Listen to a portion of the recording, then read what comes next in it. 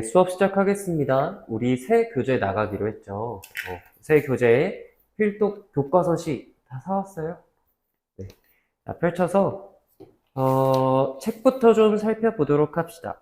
차례를 보면 크게 5가지 단원으로 나와 있는데 표현 방식, 시의 화자, 사회, 문화, 역사적 상황, 시의 보편성과 특수성, 창작과 수용 이렇게 나왔습니다. 오늘은 시의 표현 방식 단원에서 개념 공부를 좀 하고 떨어져도 튀는 공처럼 하나랑 성탄제 이렇게 2작품 공부해 보도록 하겠습니다. 페이지 넘겨서 10페이지로 들어가 봅시다.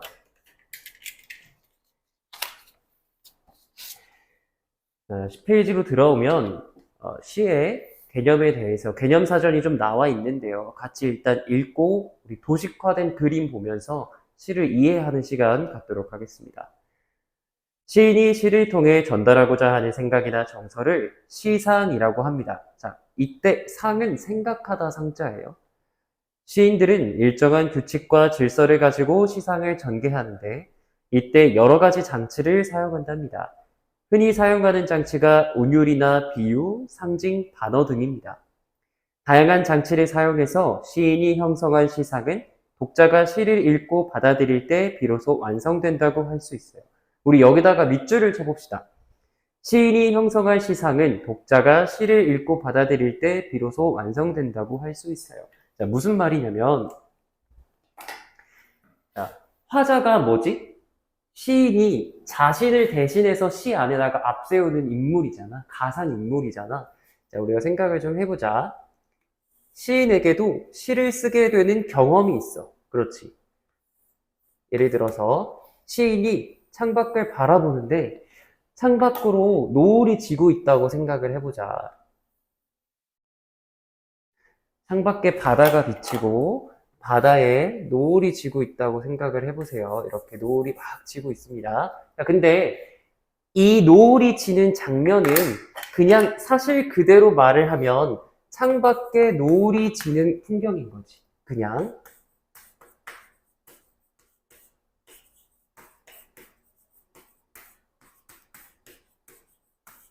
근데 시인은 이때 노을을 보면서 자신만의 관점을 가집니다. 그게 어떤 정서나 분위기, 생각 등으로 나타나는데요. 자신이 본 장면을 언어로 출력하는 거야. 시인이 바라보고 있는 거는 장면이잖아. 근데 그거를 한번 언어로 출력하는 한 게 시란 말이에요. 그러면 이걸 보고 시를 씁니다. 예를 들어서 노을이 이렇게 지는 장면을 보고 노을이 서럽게 흐른다 라고 표현을 했다고 가정해 봅시다. 시에 이런 식구가 나왔다면 여기에는 시인의 관점이 반영된 거죠. 그러면 이걸 누가 수용해요? 독자가 수용하겠죠? 그러면 독자가 이 말을 수용해서 시인이 봤던 것과 똑같은 노을을 입력하는 게 아니라 자기 나름대로 수용한 노을을 받아들인다고. 그래서 시는 항상 독자에게 읽힐 때 그 가치가 인정됩니다. 그런 말이었어요. 운율은 시어 자체 혹은 시어들 사이의 관계에서 드러나는 리듬감을 말합니다. 주로 글자 수를 조절하거나 비슷한 소리나 시어를 반복해서 만드는데 울림소리같이 특별한 느낌을 주는 소리를 반복적으로 사용하여 만들어내기도 합니다. 자, 울림소리라는 말 나왔는데 거기에 별표 쳐놓고 울림소리가 뭔지 좀 봅시다. 한글의 자음은 크게 울림소리와 안 울림소리로 나누거든. 그 중에서도 울림소리에는 어떤 것들이 있냐면 미음, 니은, 이응, 미을이 거기에 해당됩니다. 나머지는 다 안 울림 소리예요.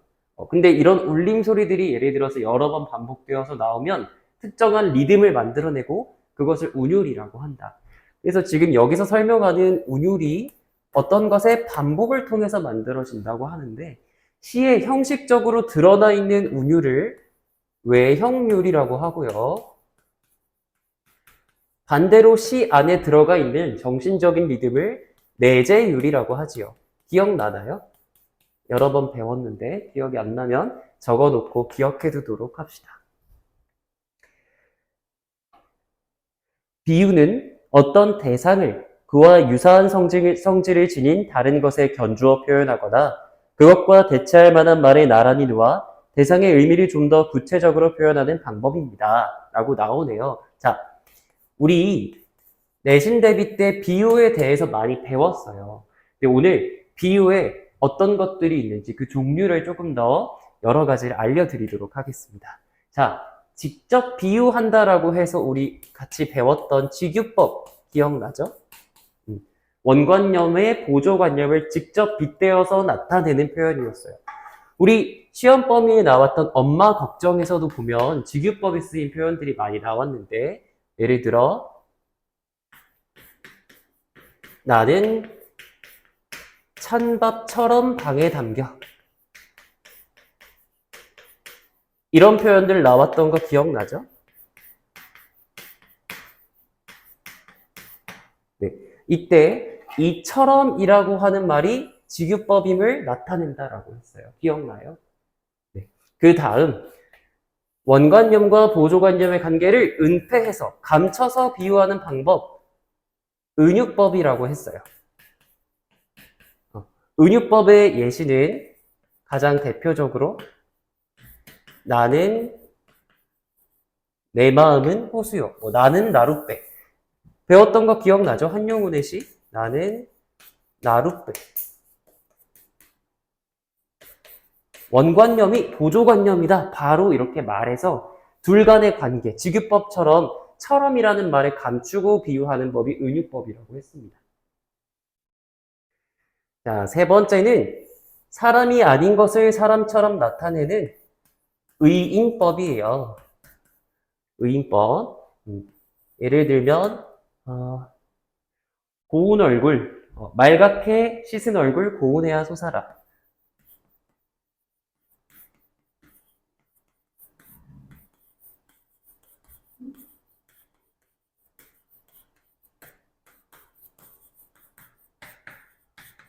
자, 해는 사람이 아닌데 고운 얼굴, 말갛게 여기 씻은이란 말이 지금 빠졌는데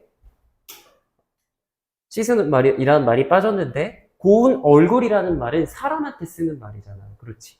해를 사람처럼 표현한 의인법이야. 자, 그리고 의인법 나왔으면 또 생각나는 게 하나 더 있을 텐데 활유법입니다. 기억나나요? 활유법은 생물이 아닌 것을 생물처럼. 우리 엄마 걱정에서 봤죠? 해는 시든지 오래라는 표현. 꼭 해를 살아있는 식물처럼 표현을 했었어. 자, 그 다음은 우리가 그동안 배운 적이 없던 대유법입니다. 대유법은 어떤 부분으로 전체를 나타내는 방법이거든. 자, 예를 들어서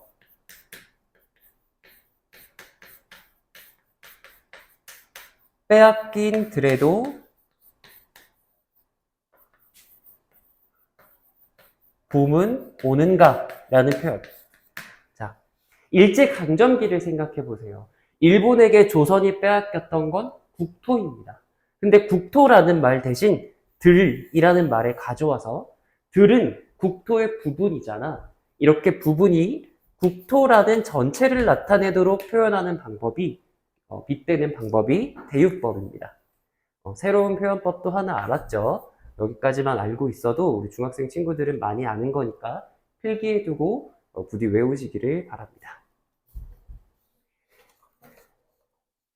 자, 마저 읽겠습니다. 그래서 상징은 시어의 단위나 작품의 전체 단위로 나타내는데 어떤 대상에서 떠오르는 추상적인 의미나 관념적인 이미지를 구체적인 대상으로 표현하는 방법입니다. 예를 들어서 우리가 상징으로 많이 쓰이는 관념들이 있어요. 관념이나 추상이라고 하면 눈에 보이지 않고 잡히지 않는 걸 말해요. 자, 예를 들어서 사랑이라는 관념이 있습니다. 생각이면서 감정이에요. 근데 이 사랑을 우리 주로 뭘로 많이 상징하냐면 심장으로 많이 하죠.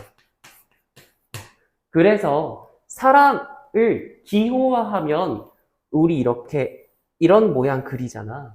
이게 인간의 심장 모양을 모티브로 한 기호예요. 그래서 대표적인 상징이 이런 게 있다라는 거 알아두시면 되고, 단어는 실제로 표현하고자 하는 의도와 반대되는 말로 표현하는 방법입니다. 좋은데 싫다, 싫은데 좋다 등과 같이 나타내지요. 그러므로 표면적으로 전달되는 말이 실제 의미와 혹시 다르지 않은지를 살펴보아야 합니다.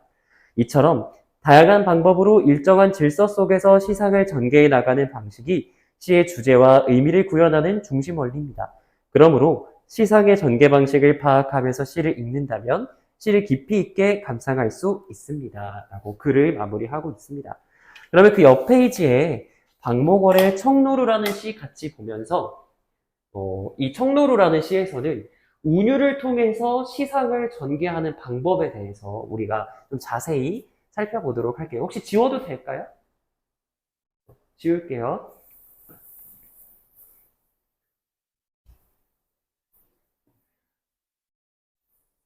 자, 박목월의 시 청노루 읽겠습니다. 먼 산 청운사, 낡은 기와집, 산은 자하산, 봄눈 녹으면 느릅나무, 속잎 피어가는 12구비래. 청노루, 맑은 눈에, 도는 구름. 자, 우리가 한 행을 읽을 때는 한 행마다 동일한 호흡을 부여해야 하는데, 그러면 한 행이 길수록 그 행은 호흡이 가빠지는 거죠. 그렇죠?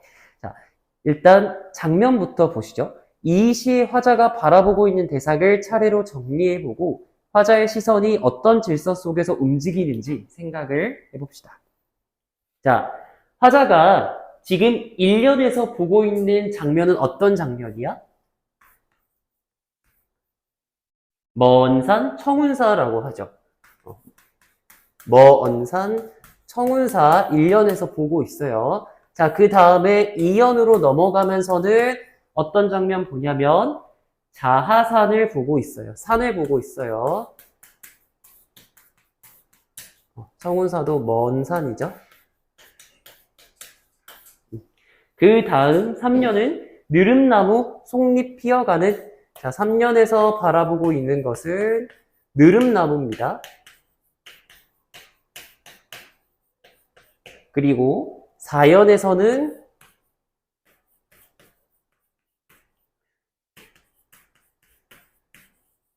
청노루의 눈을 보고 있어. 얘들아, 먼 산의 청운사라 그러면 멀리 있는 경치인 거죠.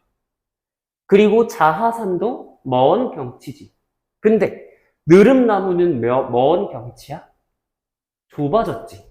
그리고 더 좁아져서 청노루의 눈까지 들어가. 장면이 점점 좁혀져 가고 있는 게 보이죠. 자, 그래서 기역에는 자하산, 니을에는 느릅나무라고 쓰면 되겠습니다. 기역에는 자하산, 니은에는 느릅나무라고 쓰면 되고요. 그리고 나서 청노루의 눈까지 들어오는데 화자가 있는 곳으로부터 거리가 먼 곳에 있는 대상에서 가까운 곳에 있는 대상으로 시선이 이동합니다. 우리 이걸 뭐라 그러냐면 멀리 보는 경치, 즉 원경에서 가까운 경치, 근경으로 줄어들었다라고 이야기를 하거든. 그러면 시상을 집약하고 있는 부분은 먼 경치일까 가까운 경치일까? 당연히 집중해서 보고 있는 가까운 경치가 시상을 집약한 부분이겠죠. 근데 단지 시선의 이동만으로 그것을 이야기하는 게 아니라 음보로도 그것을 이야기합니다. 2번 보시죠. 이 시의 시인은 시행의 길이에 따라 호흡의 길이가 달라지도록 장치를 해놨습니다. 다음 표를 참고하여 시를 소리내어 읽어보고 호흡의 길이를 다르게 한 시인의 의도를 생각해 봅시다. 1, 2연은 각각 몇 음보래요? 2음보래요. 먼 산, 청운사. 낡은 기와집, 산은 자하산, 봄눈 녹으면. 근데 3년 가봅시다. 느릅나무, 속잎 피어가는 12구비를. 자, 아까보다 조금 빨라졌지? 읽는 속도가. 근데 맨 마지막 연으로 가면 청로루 맑은 눈에 도는 구름. 한 행에 1음복씩밖에 안 들어가 있잖아. 그렇죠. 그러면 긴 호흡을 부여받은 연은 맨 마지막 연이야. 그렇지. 행마다 음보에, 자, 빈칸 채우세요. 기억. 수를 달리하여 호흡의 길이를 조절함으로써 호흡이 길어지는 4연과 5연의 시상이 집약되어 있다. 핵심적으로 들어가 있다. 이런 말입니다. 시선도 원경에서 근경으로 좁히면서 호흡의 길이도 달리한 거야. 그렇게 해서 독자가 이 시를 효과적으로 감상하도록 장치를 심어둔 겁니다. 박목월의 청로로 읽어봤어요. 우리 그럼 넘겨서 자 12페이지에 정현종 떨어져도 튀는 공처럼 같이 분석해 보도록 하겠습니다.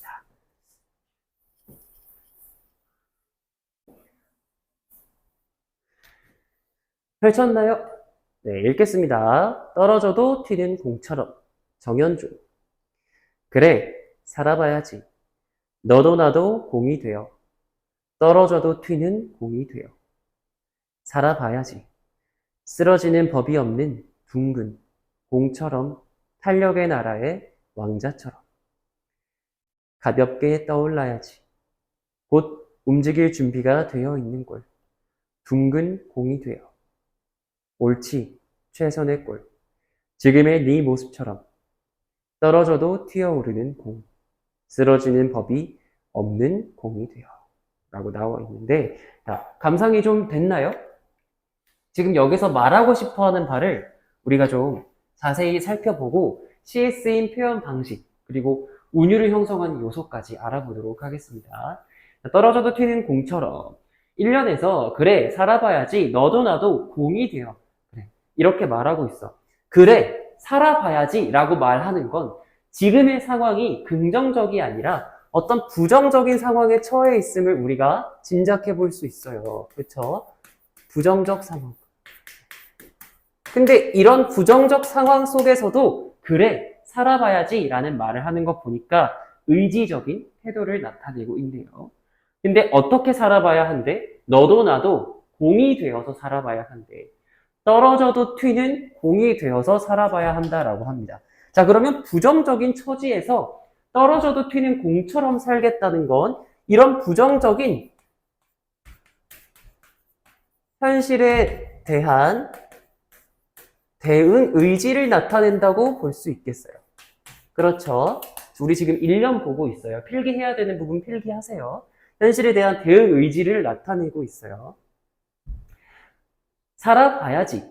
쓰러지는 법이 없는 둥근. 자, 쓰러지는 법이 없대. 무슨 말이야?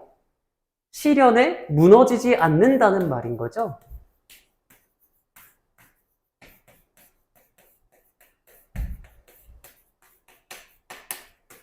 근데 이런 시련에 무너지지 않는 형태가 어떤 형태래? 둥근 형태래요. 그치? 둥근 공은 넘어진다는 개념이 없잖아. 그렇지. 공처럼, 탄력의 나라의 왕자처럼 가볍게 떠올라야지. 자, 가볍게 떠올라야 한데 좌절하지 않고 뭔가 위로 올라가는 이미지, 우리 이런 이미지를 상승적 이미지라고 부릅니다. 밝고 가볍고 활기찬 느낌을 주기도 해요. 이 상승적 이미지를. 곧 움직일 준비가 되어 있는 꼴. 무슨 말이야? 곧 도약할 준비가 되어 있는 꼴이야. 도약할 준비가 되어 있는 꼴.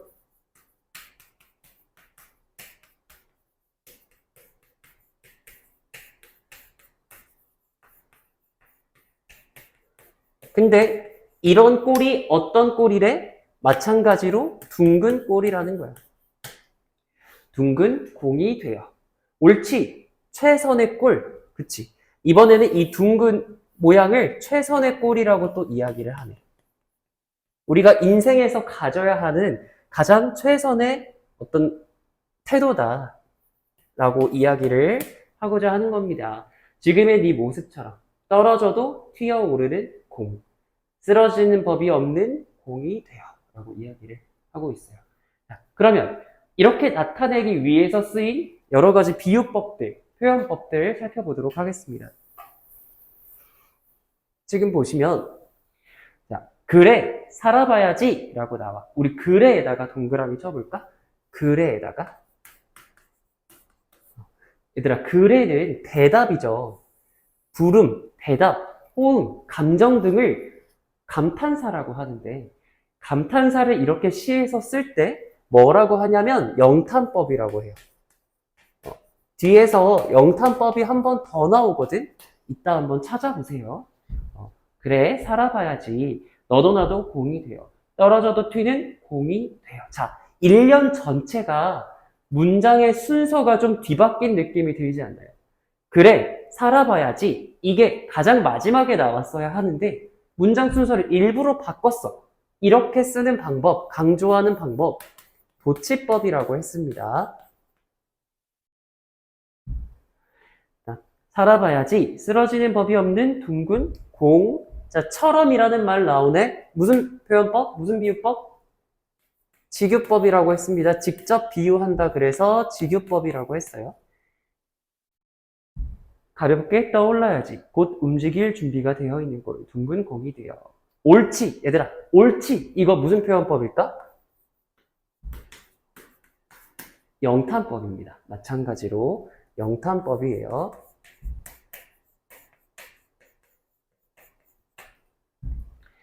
최선의 꼴 지금 네 모습처럼 자, 처럼 마찬가지로 직유법이고 떨어져도 튀어오르는 공 쓰러지는 법이 없는 공이 되어 라고 하네요. 여기까지가 시에 쓰인 표현법이었고 다음은 시에서 운율을 형성하고 있는 요소를 좀 살펴봅시다. 자, 운율을 형성하는 방법에는 가장 대표적으로 반복이 있죠. 지금 이 시에서 반복되고 있는 부분이 있습니다. 첫 번째, 운율 형성 요소. 야, 뭐뭐 해봐야지. 살아봐야지. 떠올라야지. 자, 이런 말 나와. 동일한 어미의 반복이야. 어미는 말의 꼬리 부분이라고 했죠.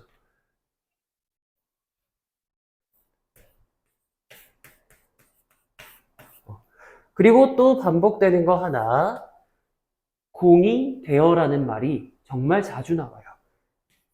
마찬가지로 동일한 시입구의 반복인 거죠. 자, 선생님이 칠판에 적는 거 여러분들도 교재에 따라 적으셔야 합니다.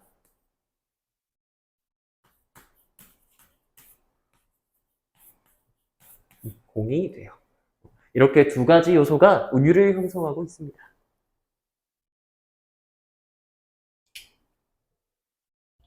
그럼 우리 같이 문제 한번 써볼까요? 자, 봅시다. 1번에 이 시에서 화자가 이야기하는 공의 특성을 다음과 같이 정리할 때 기역과 니은에 들어갈 알맞은 말을 각각 써봅시다. 공의 일반적인 특성입니다. 둥글다. 그리고 뭐가 있다. 자, 지금 2연에서 공처럼 무슨 나라의 왕자처럼이라고 했지?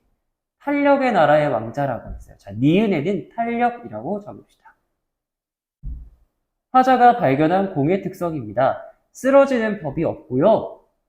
곧 움직일 준비가 되어 있습니다. 기역에는 곧 움직일 준비가 되어 있다라고 적읍시다.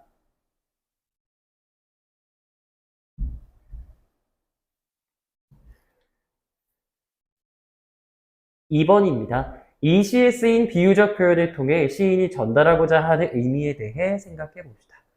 1번, 다음에서 설명하는 비유법이 쓰인 구절을 이 시에서 찾아 써봅시다. 직유법은 같이, 처럼, 듯이 등의 연결어를 사용하여 원관념을 보조관념에 직접 빗대어 표현하는 비유법이다. 직유법에 대해서 나왔네. 이 시에서 직유법 쓰인 부분 나오죠. 어디였냐면 쓰러지는 법이 없는 둥근 공처럼, 탄력의 나라의 왕자처럼 이 부분을 그대로 적어주시면 되겠습니다.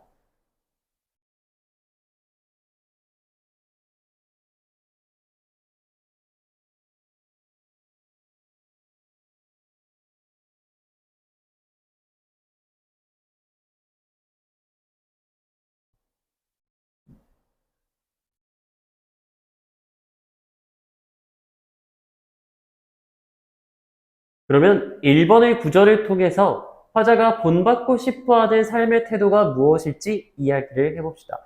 정답이 딱 정해져 있는 건 아닌데 선생님이 가장 바람직한 정답을 써드릴게요. 자, 쓰러지는 법이 없고 탄력의 나라의 왕자처럼 다시 일어나는 삶이잖아. 즉, 어려움이 닥쳐도 좌절하지 않고 쓰러지지 않고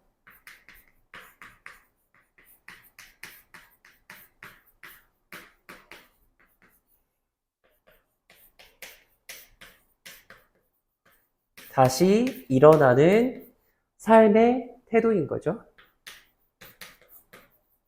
이렇게 쓰면 바람직한 정답이 되겠네요. 다음은 3번입니다. 이 시에 쓰인 다양한 표현 방식에 관해 학생들이 나눈 대화입니다. 기억에서 디귿에 들어갈 알맞은 말을 각각 써봅시다.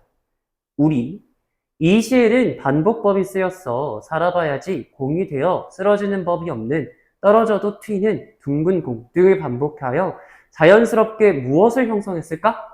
기억에는 운율이죠. 형성하고 주제도 강조하고 있어.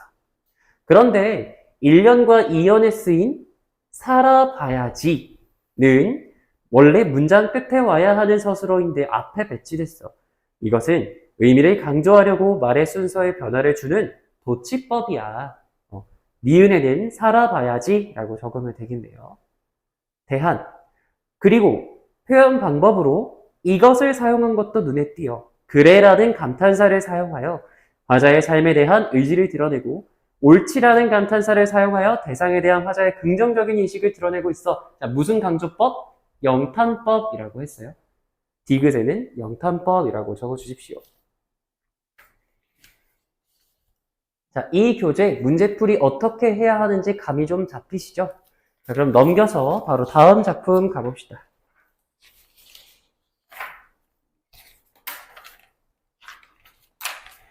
16페이지, 17페이지는 여러분들 숙제로 나갈 거고요. 18페이지 펼치십시오. 김종길의 성탄제라는 시입니다.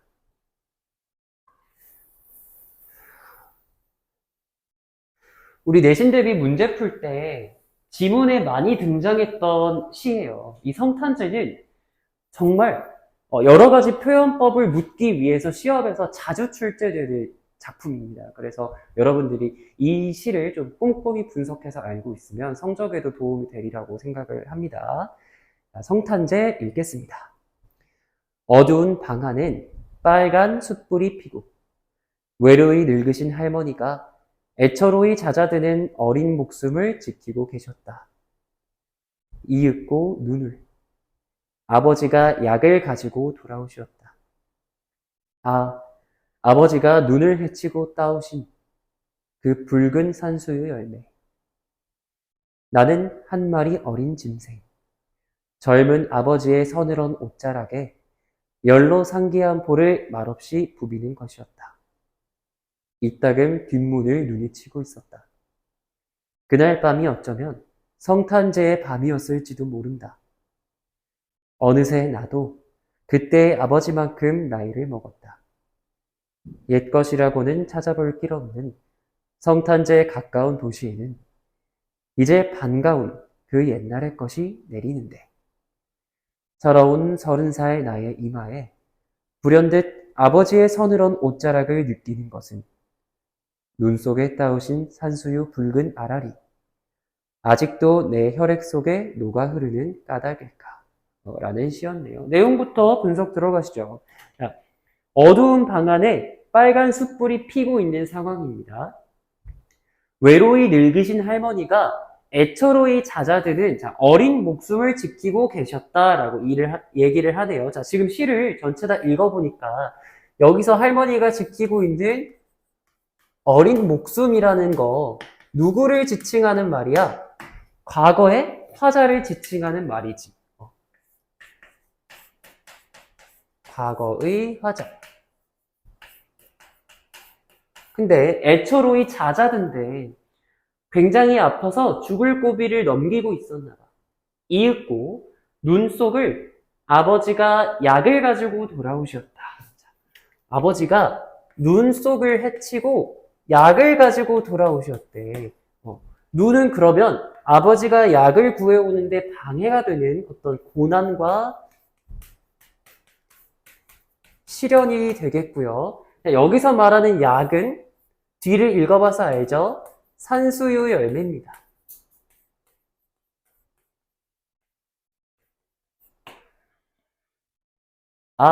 아버지가 눈을 헤치고 따오신 그 붉은 산수유 열매. 나는 한 마리 어린 짐승이라는 말이 나왔어요. 짐승이라고 하는 거, 짐승입니다, 짐승.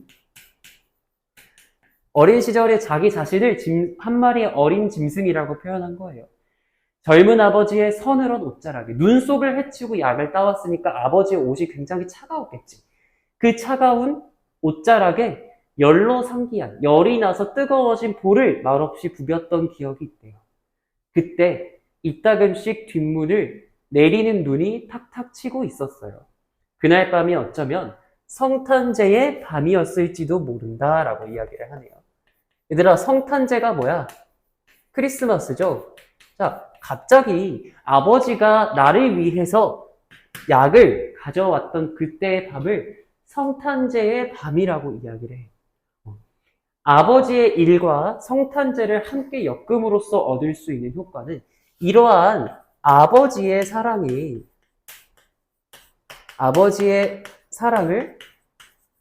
예수 그리스도의 숭고함이랑 엮어서 이야기를 하는 거지. 아버지의 사랑을 숭고한 것으로 확장, 이렇게 적으면 여러분들 이해하기 쉬울 것 같아요. 어느새 나도, 자, 여기서부터 시상이 전환돼. 어느새 나도, 이제 7년에서 10여는 현재로 들어와요. 7년에서 10여는 시점이 현재인데, 어른이 된 화자인데, 이렇게 화자의 나이가 바뀌면 당연히 화자가 전달하는 시상 또한 전환된다. 시상이 전환되는 부분입니다. 어느새 나도 그때의 아버지만큼 나이를 먹었다. 옛것이라고는 찾아볼 길 없는 성탄제 가까운 도시에는. 자, 여기서 말하는 옛것은 내가 어릴 때 느꼈던 사랑과 정을 말하는 거죠.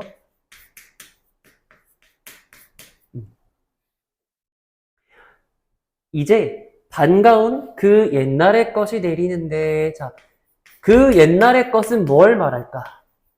내린다고 표현하고 있지. 그러면 옛날의 것은 눈을 말하는 거죠. 서러운 30살 나의 이마에 불현듯 아버지의 서늘한 옷자락을 느끼는 것을. 자, 아버지의 서늘한 옷자락, 뭘 말하는 거야? 아버지에 대해 서늘한 옷자락을 느꼈대. 이 부분은 아버지에 대한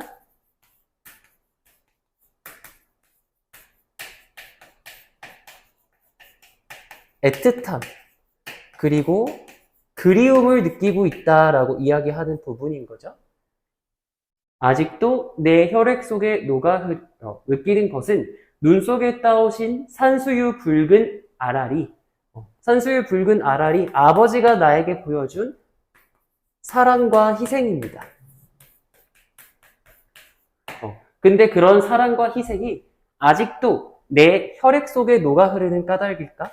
여기서 혈액은 화자의 생명인 거죠. 그렇죠? 내가 생명을 유지하고 있는 게 이때 아버지의 사랑과 희생으로 이루어졌음이기 때문일까라고 이야기를 하고 있습니다. 내용 이해되셨죠? 그럼 시에 쓰인 여러 가지 표현법 보시겠습니다. 이 시는 대표적으로 촉각적 심상을 묻고 시각적 심상의 대비를 묻는 문제로 많이 출제가 돼요.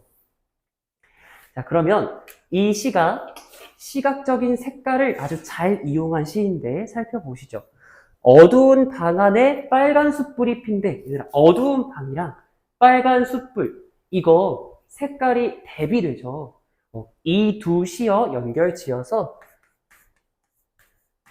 색채 대비라고 씁시다. 우리 문제 풀면서도 이런 말 많이 봤죠? 색채 대비가 일어나고 있다. 색깔을 눈으로 보는 거니까 시각적 심상이에요. 외로이 늙으신 할머니가 애초를 잦아드는 목숨을 지키고 계셨다. 쭉 내려가서 아버지가 눈을 헤치고 따오신 라는 말 나왔어. 이거 뭐야? 감탄사잖아. 시에서 이렇게 감탄사 쓰는 거 무슨 표현법이라고 했지? 영탄법이라고 했어요. 그 붉은 산수유 열매. 자, 아버지가 눈을 헤치고 따오신 그냥 산수유 열매도 아니고 붉은 산수유 열매야. 자, 여기서도 시각적인 색채 대비가 아주 잘 일어나고 있죠. 그래서 여기도 마찬가지로 색채 대비가 일어나고 있다.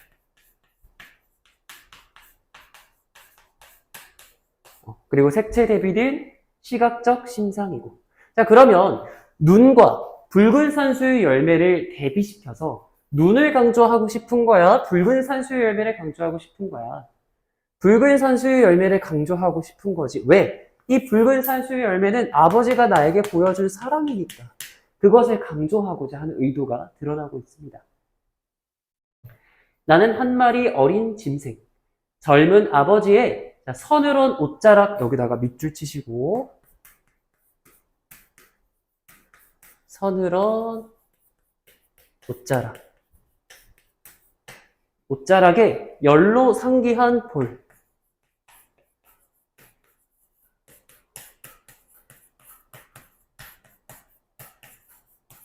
자, 이 두 가지 또한 대조가 되는데 색채가 아니라 뭐가 대비돼요?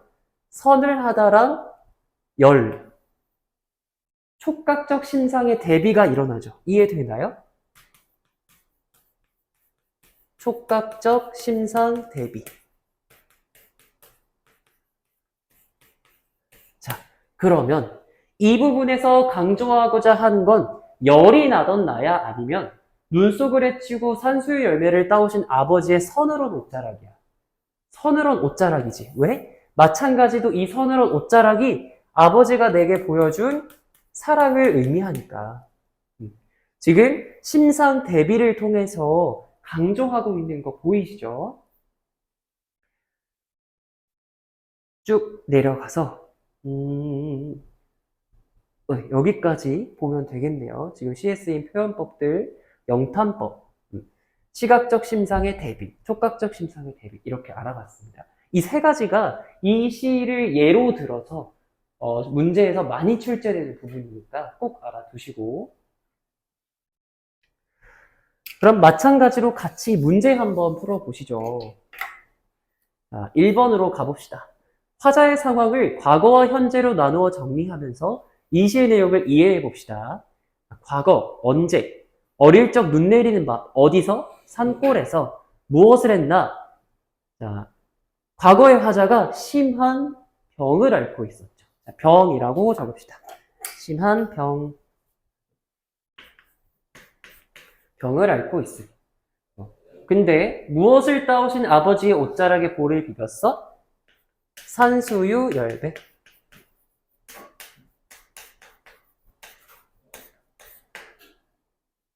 자, 근데 이런 과거와 현재를 연결하고 있는 게 지금 눈이라는 매개체고요. 현재에는 몇 살쯤에 눈 내리는 밤에 있는 거야, 지금? 서러운 나의 30살이라고 했지. 30살쯤에 눈 내리는 밤. 장소는 어디? 도시라 그랬죠? 어릴 적 그날을 떠올리고 자신의 혈액 속에 흐르는 무엇을 느꼈을까? 아버지의 사랑을 느낀 거죠.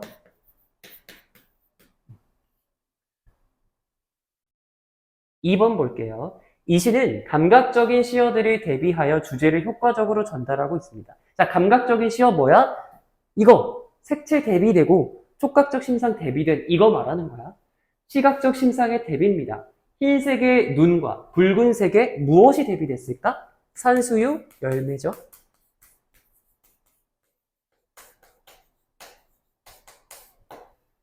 그리고 열로 상기된 나의 볼은 아버지의 서늘한 옷자락과 대비되고 있습니다. 2번, 1의 대비를 통해 시인이 강조하고 싶은 것은 무엇이라고 생각하나요? 시각적 심상의 대비를 통해서는 무엇을 대비할까? 무엇을 강조할까? 칠판 보세요. 시각적 심상의 대비를 통해서는 뭘 강조할까? 붉은 산수유 열매를.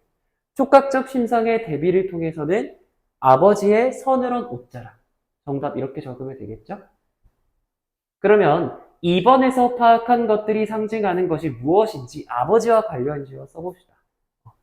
아버지의 계속 얘기하고 있습니다. 사랑과 희생. 이렇게까지 쓰면 마무리가 되겠습니다.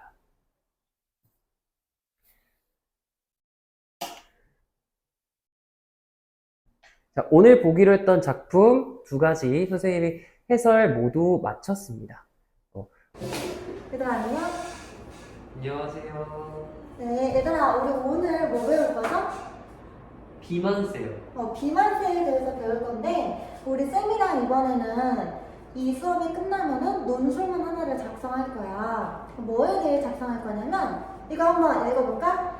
선진국이 도입하고 있는 비만세에 대해 우리나라도 도입하면 좋을까? 이 비만세를 우리나라에도 도입하면 좋을지에 대해서 수업이 다 끝나면 우리의 의견을 서론, 본론, 결론에 나눠서 써보는 데까지 하는 게 우리 오늘의 목표입니다. 비만은 세계보건기구에서 비만을 21세기 신종 전염병으로 진단했거든. 얘들아, 비만은 개인의 문제 같아? 사회의 문제 같아? 개인의 문제요. 왜? 자기가 살찌게 먹어서 살찌는 거 아니에요? 자기가를 보죠? 네. 또? 유전. 그렇지, 유전 문제도 있겠지.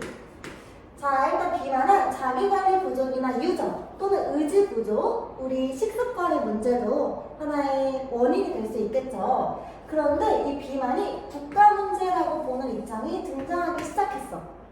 이 개인의 비만의 문제를 정부가 나서서 대책이 필요하다는 거야.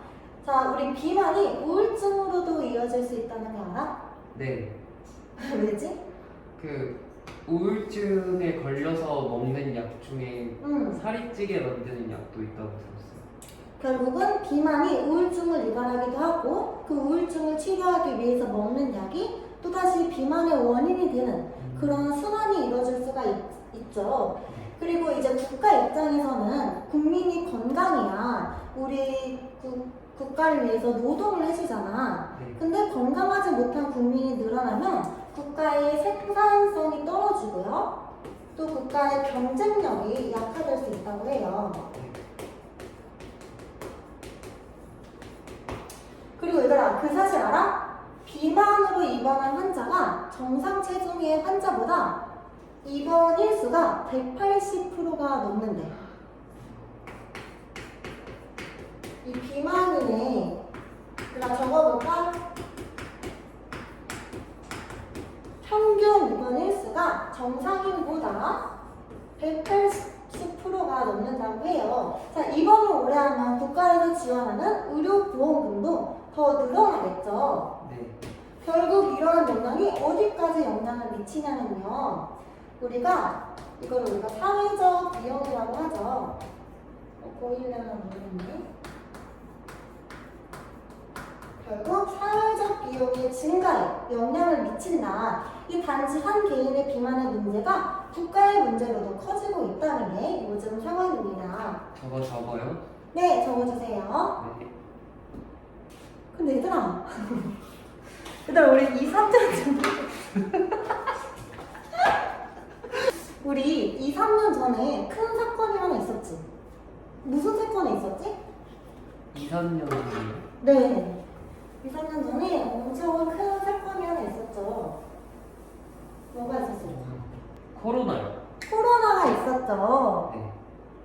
얘들아, 이 코로나가 왜 비만 얘기를 하는데 쌤이 코로나 얘기를 하냐? 이 코로나가 단순히 감염병인 줄 알았는데, 자, 어디에도 영향을 미쳤다? 비만? 코로나의 침투력이 비만에도 영향을 미쳤다는 거. 자, 우리 코로나가 2, 3년 동안 진행되면서 사회적 거리두기를 했죠.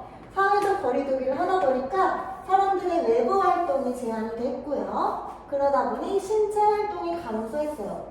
이때 백신을 맞아도 5명 이상 모이지 못하게 하는 그런 법이 있었죠. 그러다 보니까 잦은 배달 음식을 시켜 먹게 되고요. 또 이제 불규칙한 수면으로 인해서 실제로 전 세계적으로 체중이 증가한 환자들의 보고가 잇따랐다. 이 비만 당연히 안 좋죠. 이거는 조선시대 때도 비만이 안 좋은 건 다 알고 있었어. 근데 우리가 최근에 코로나를 겪으면서 이 비만인의 숫자가 굉장히 많아졌다. 이거 한번 체크하고 가고요. 그래서 미국과 일본, 영국, EU 가입 국가들이 뭐를 선포했다? 비만과의 전쟁. 비만과의 전쟁을 선포했어요. 이거 무슨 말이야? 국가가 개인의 비만에 관여하겠다는 얘기죠. 어떤 식으로 관여하겠다고 했냐면 비만세를 도입하기로 한 거야. 자, 여기서 이 텍스 뜻 뭐죠? 세금이요. 똑똑하네. 세금이란 뜻이죠, 얘들아. 네. 비만이 세금을 도입하기로 한 거야. 어떻게 도입했을 것 같아? 비만세라는 게 뭘 것 같아? 어떤 사람에게 어떤 방식으로 도입을 하겠다는 거였을까? 뚱뚱한 사람한테 응. 음식을 먹을 때마다 음식값 외에 세금을 붙여요. 아, 비만인 사람한테 음식을 먹을 때마다. 근데 그 비만인 걸 확인하려면 예를 들어 건강검진을 할 때라든지 정기적으로 체중을 체크한 다음에 정상 체중 이상이면 그때 세금을 부과한다. 네. 그럴 수도 있죠. 근데 얘들아 봐봐. 비만세. 정말 비만인 사람한테 세금을 물면 내가 비만이라는 낙인이 찍히고 어떻게 보면 낙인 효과도 있고요. 이거를 그냥 사람한테 바로 물면 굉장히 좀 폭력적으로 느낄 수도 있지 않을까? 네. 비만인 사람한테 무는 비만세가 아니라, 자, 비만세가 뭔지 한번 적어보자. 적어보세요. 네. 자, 이거는요, 비만을 유발하는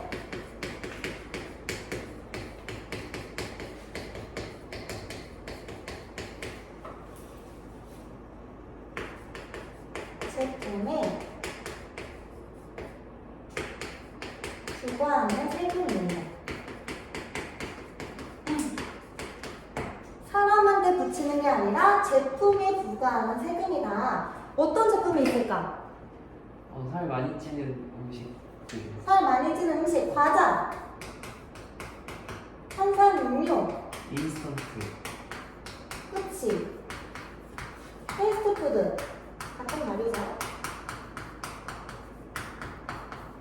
이런 데다가 세금을 붙인다는 거야. 자, 어떻게 세금을 붙인다는 얘기냐면, 너네 담배 요즘 얼마인지 알아? 여러분이 알 리가 없지만, 얘들아, 담배 얼마일 것 같아? 4,500원이요. 정확히 아네. 똘똘한 친구네요. 담배 지금 4,500원이야. 근데 여기에, 이 안에 이미 세금이 포함되어 있다는 사실 알아요? 아니요. 몰랐어요. 이미 세금이 포함되어 있어. 우리 지금 탄산음료 캔으로 얼마 정도 하지? 1,200원 정도 하나? 1,200원, 1,300원 하는 것 같아요. 이 1,200원에다가 비만세를 붙인다는 거지. 예를 들어 뭐 800원이라고 해볼까? 그럼 우리가 원래는 1,200원에 사 먹던 탄산음료를 2,000원에 사게 된다는 거야. 결국 이 비만세는 어떻게 적용하는 거냐면 물가를 상승시킨다는 거지. 이 음식들을 조금 비싸게 팔겠다는 얘기야. 그럼 사람들은 이 그냥 원래 이 제품에 비만세가 포함돼서 팔리니까 어떻게 보면 이 세금을 숨겨서 파는 효과도 날 수가 있겠죠.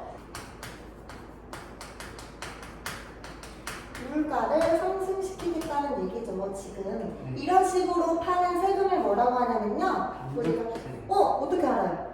배웠어요. 누구한테 배웠어요?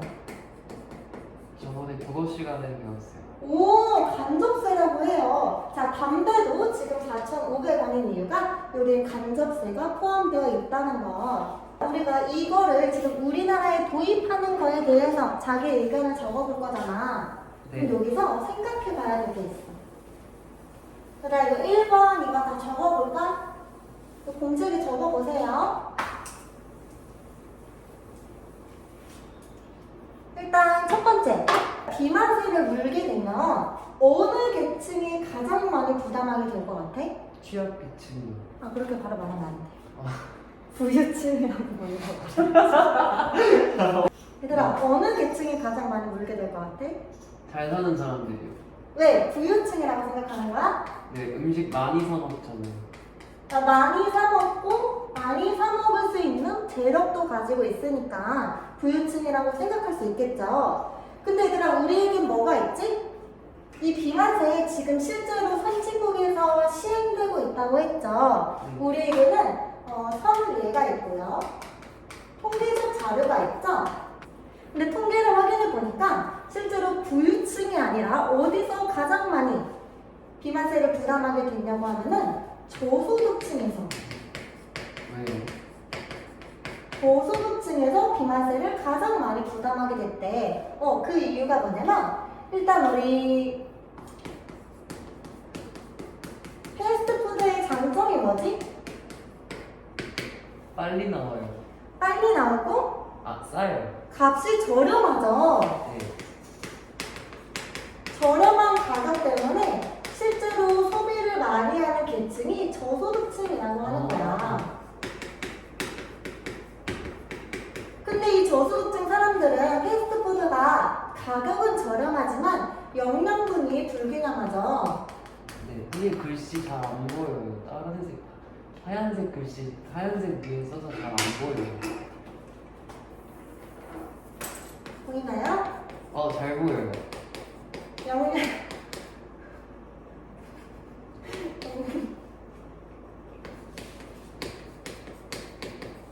영양분이 불균형하죠. 그래서 저소득층 사람들 중에서도 실제로 비만인 사람이 많다라는 통계 자료가 있다고 해요. 생각해보자. 지금 저소득층 사람들을 정부가 도와주지 못할 만정 이들에게서 가장 많이 비만세를 받아간다면 국민들의 반발이 심할까요? 안 심할까요? 심해요.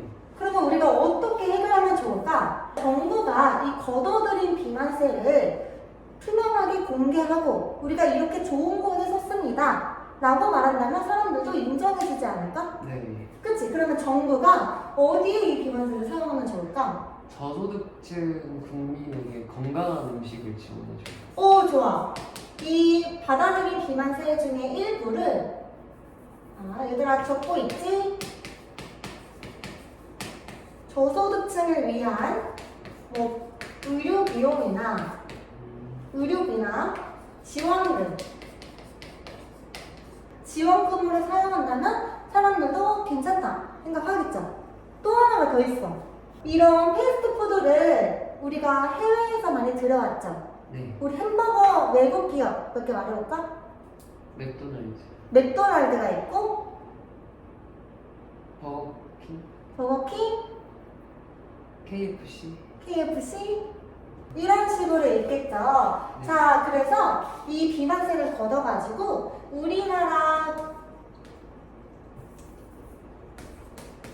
우리나라 농민들을 위한 지원금으로 쓰자는 거야.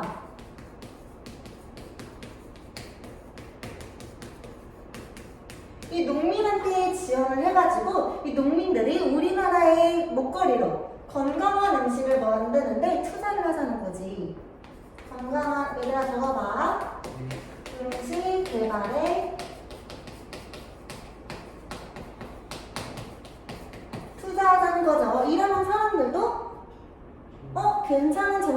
때문에 라고 생각을 할 수 있겠죠. 네. 자, 근데 또 하나 우리 적어보자. 이 비만세라는 명칭. 이 명칭에 대해 어떻게 생각해? 너무 직접적인 것 같아요. 너무 직접적이고. 그리고 꼭 비만이 잘못인 것처럼 말하는 것 같아요. 맞아, 약간 낙인을 찍는 것 같고, 네. 노골적이고, 네. 사람들이 오해를 하지 않을까? 이 비만세가 비만인 사람한테 적용하는구나. 우리나라 국민들은 약간 단어에 집착하는 경향이 살짝 있죠. 많은 사람들이 기사의 제목만 보고 댓글을 다는 경우가 많단 말이야. 근데 기사에 비만세라고 하면은 비만인 사람들 차별하는 거야? 이런 식으로 나올 수가 있다는 거지. 그래서 이 비만세를 좀 더 음식과 관련해서 바꿔보는 건 어떨까? 자, 우리 좋은 아이디어 있나요? 어떤 단어를 바꾸면 더 좋을까? 그 편의점에서 봉투 달라고 하면 환경 부담금이라고 하잖아요. 그러면 비만세는 건강 부담금이라고. 좋은데? 건강 부담금. 건강 부담금으로 바꾸는 것도 좋겠다. 네.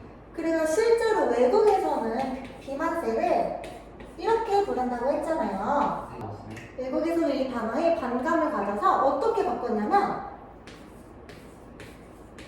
소다세금 또는 슈가세금이라고 소다세금, 설탕세금 이렇게 바꿔서 불렀다는 거지. 우리나라도 이런 식으로 바꿔서 부르면은 좀 더 사람들한테 반감을 덜 살 수가 있겠죠. 자, 쌤이랑 이제 비만세에 대해서 배웠는데 이거를 이제 논설문으로 작성을 해봐야 돼요, 여러분. 네. 그리고 지금 영상으로 보고 있는 친구들도 원고지에다가 써볼 건데요. 자, 쌤이 예시를 가져왔어. 선생님이 서론 예시를 이렇게 가져왔는데 이거는 불 끄고 한번 봐볼까?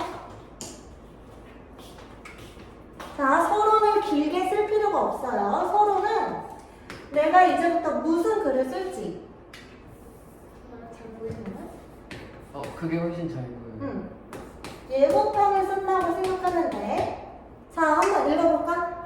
얘들아, 중요한 게 뭐야? 일단은 쌤이랑 배운 내용을 여기에 썼죠. 우리 배웠던 내용을 썼고 중요한 거는 이 내용이지. 서론부터 재미없게 쓰면 쌤이 안 된다고 했죠. 자, 비만이라는 카테고리를 쭉 가져가는 거야. 지금 지구, 전 세계가 뚱뚱해지고 있다. 그리고 자, 개인의 의지를 넘어서 이제 국가 차원의 사회적 비용을 초래하는 사회적 문제로 몸집을 키운 것이다. 이런 식으로 계속 이 비만에 대한 내용을 끌고 간 다음에 그 다음에 이제 비만세에 대해서 얘기할 것을 알려줘야 돼. 일종의 예고편 같은 역할을 한다고 보면 돼요. 얘들아, 서론은 분량 길게 적지 마. 짧게 적어보고요. 그 다음에 본론. 본론을 이런 식으로 적으면 되는데, 자, 예를 들어 비만세를 도입해야 된다고 생각하는 친구는 뭐 비만세의 효과 또는 장점, 이걸 어떻게 활용할지 또는 긍정적인 측면들을 적을 수 있겠지. 두 가지 이유를 구체적으로 적어봐. 근데 쌤, 제 생각에는요, 괜찮은 법인 것 같기는 한데 우리나라한테 적용하기에는 아직 조금 이른 것 같아요 라고 한다면, 자, 비만세를 도입해야 된다는 주장이 나오고 있는데, 하지만 우리나라에 당장 적용하기엔 아직 시기상조라고 생각한다. 이렇게 시작하면서 우리나라만의 특성, 해외에서 좋은 성과를 거뒀다는 법이라고 할지라도 맹목적으로 우리나라에 가져오면 문제가 발생할 수가 있죠. 그렇기 때문에 우리나라의 특성을 항상 고민해야 된다. 그리고 우리나라 국민의 반응, 이 비만세를 도입한다고 했을 때 인스타나 유튜브 또는 뉴스 댓글에 어떤 것들이 달릴지 한번 상상을 해보세요. 그리고 보완할 점 또는 걱정되는 측면 등을 적어볼 수가 있겠죠. 그리고 결론인데 결론도 길게 쓸 필요가 전혀 없어요. 이것도 한번 멈추고 읽어보세요. 자, 처음에 보면은 쌤이 이렇게 시작했지. 한번 읽어볼까? 맛있는 음식이 허리살을 만든다. 맛있는 음식이 허리살을 만든다. 이게 지금 속담은 아니지만 우리 친구들은 결론 적을 때 속담을 하나 찾아서 적어보자. 관련되는 속담을 하나 찾아서 적어보세요. 그리고 본문의 내용을 너무 똑같이 요약하지 않기로 해. 우리 그러면 재미없는 글이 되죠. 자, 맛있는 음식이 허리살을 만든다. 실제로 허리의 둘레가 질병과 관련성이 가장 크다.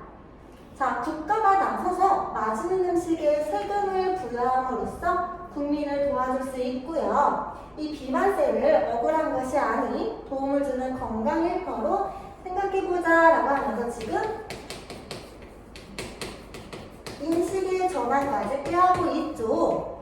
쌤, 저는 아직 식이 3조라고 생각하는데요 라고 한다면 밑에 결론처럼 쓰면 되는데요. 한번 읽어볼까요, 앞에? 천리길도 한 걸음부터라는 말이 뭐든 천천히 차근차근 해라 그런 뜻이에요. 그쵸, 이거 얘들아 속담이지. 네. 우리 결론에 이번에 속담을 넣어서 마무리 짓는 연습 한번 해볼 건데요. 자, 우리나라는 우리나라 국민만의 감수성이 있죠.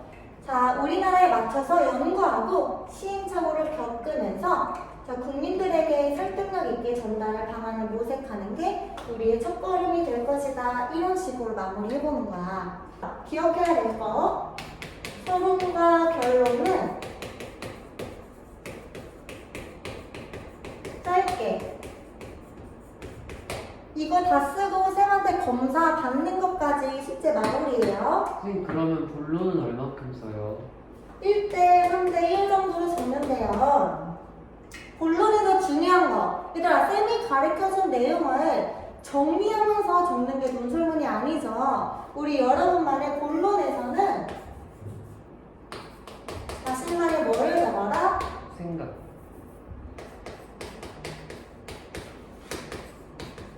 자신만의 핵심 생각을 꼭 적어라.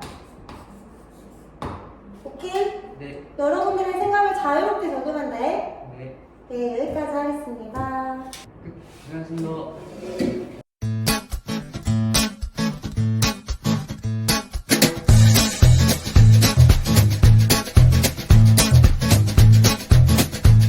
학원으로 전화 주세요.